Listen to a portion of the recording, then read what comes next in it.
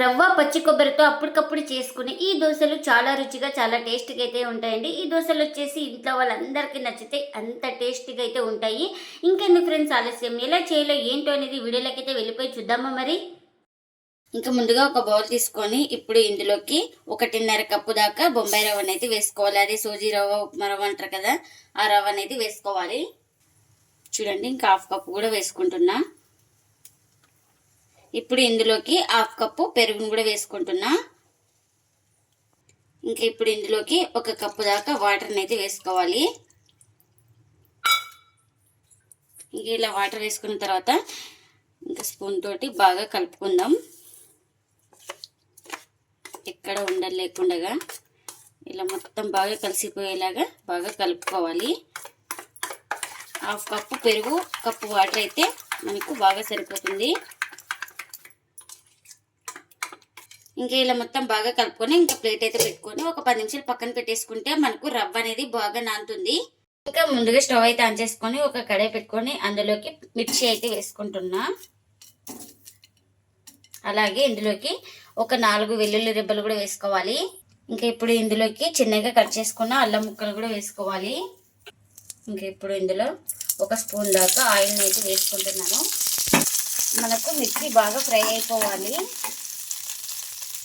ఇంకా ఇప్పుడు మిర్చి అయితే బాగా ఫ్రై అయిపోయింది కదా, ఈ మిర్చిని అయితే ఒక ప్లేట్లోకి అయితే తీసుకుంటున్నా. ఇంకా వీటిని అయితే పూర్తిగా చల్లారనివ్వాలి. ఇంకా అదే కడాయిలో ఇప్పుడు పల్లీలు కూడా వేయించుకోవాలి. మనం ఈ పల్లీలను కూడా బాగా ఫ్రై చేసుకోవాలి. ఇంకా మనకు పల్లీలు కూడా బాగా ఫ్రై అయిపోయినాయి కదా, వీటిని కూడా స్టవ్ అయితే ఆఫ్ చేసుకొని పూర్తిగా చల్లారిన తర్వాత అయితే గ్రైండ్ చేసుకోవాలి. ఇంకా చల్లారిన తర్వాత అయితే మిక్సీ జార్ అయితే తీసుకొని ముందుగా వేయించుకున్న మిర్చి అవన్నీ వేసుకుంటున్నా. ఇప్పుడు పల్లీలు కూడా వేసుకుందాం. ఇంకా ఇప్పుడు ఇందులోకి రుచికి తగినంత సాల్ట్, అలాగే కాస్త వాటర్ అయితే వేసుకొని ఇంకా ఇప్పుడు మూత పెట్టేసుకొని గ్రైండ్ చేసుకుందాం. ఇంకా గ్రైండ్ చేసుకున్న చట్నీని ఒక బౌల్ తీసుకొని ఇంకా అందులోకి అయితే వేసుకుంటున్నాను. ఇంకా ఈ చట్నీకి పోపు కూడా వేసుకున్నాను. ఆ పోపును కూడా చట్నీలో అయితే వేస్తున్నా. ఇంకా మనకు చట్నీ అయితే రెడీ అయిపోయింది.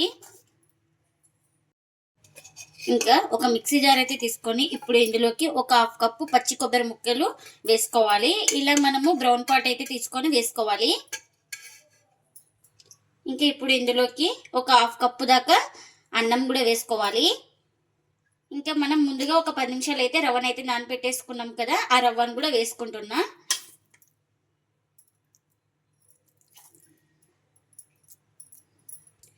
మనకు రవ్వలోన వాటర్ అలాగే పెరుగు వేసి నానబెట్టుకున్నాం కదా, ఇంకా వాటర్ అయితే ఎక్కువ వేయకూడదు, కాస్త వాటర్ అయితే వేసుకొని ఇంకా ఇప్పుడు మూత పెట్టేసుకొని స్మూత్గా గ్రైండ్ చేసుకోవాలి. ఇంకా గ్రైండ్ చేసుకున్న తర్వాత ఒక బౌల్ తీసుకొని ఇంకా అందులోకి అయితే వేసుకుంటున్నాను. ఇలా బాగా స్మూత్గా గ్రైండ్ చేసుకోవాలి. ఇంకా మిగిలిన రవ్వను కూడా గ్రైండ్ చేసుకున్నాను. ఇంకా ఆ పిండిని కూడా ఇందులోకి వేసుకోవాలి.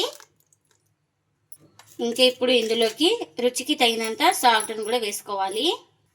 ఇంకా సాల్ట్ వేసుకున్న తర్వాత పిండి మొత్తాన్ని బాగా కలుపుకోవాలి. ఇలా మొత్తం బాగా సాల్ట్ కలిసిపోయేలాగా పిండిలోకి.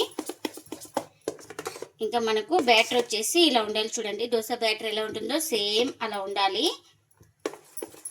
ఇంకా దోశ వేసుకోవడానికి పెనం కూడా పెట్టుకున్నానండి. ఇంకా దోశ వేసే ముందు అయితే పిండి మొత్తాన్ని ఒకసారి బాగా కలుపుకొని ఇంకా ఇప్పుడు దోశ అయితే వేసుకోవాలి. ఇంకా ఇలా మనకు ఎంత పిండి కావాలో అంత పిండి వేసుకొని ఇలా స్ప్రెడ్ చేసుకోవాలి మొత్తం.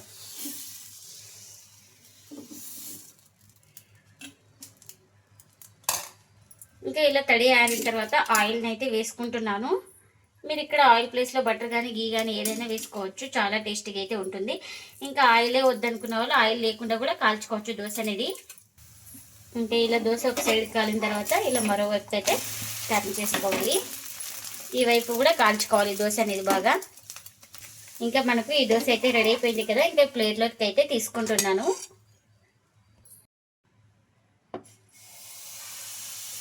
ఇంకా ఇలా మనకు ఎంత పిండి కావాలో అంత పిండి వేసుకొని ఇలా స్ప్రెడ్ చేసుకోవడమే దోశ అనేది.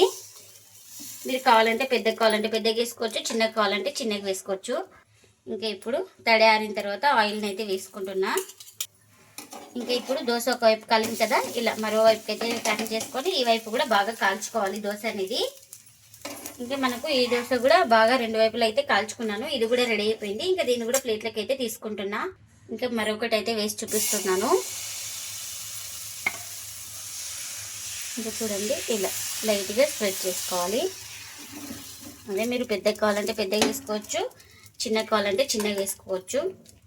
ఇంకా ఇలా తడియారిన తర్వాత ఆయిల్ని అయితే వేసుకుంటున్నా. ఇంకా ఇప్పుడు దోశ అయితే కాలింది కదా, ఇంకొక వైపు అయితే ఇలా టర్న్ చేసుకోవాలి. ఇంకా ఈ వైపు కూడా కాల్చుకోవాలి దోశ అనేది. ఇంకా ఇది కూడా రెడీ అయిపోయింది. ఇంకా అన్నీ ఇలానే చేసుకోవాలి.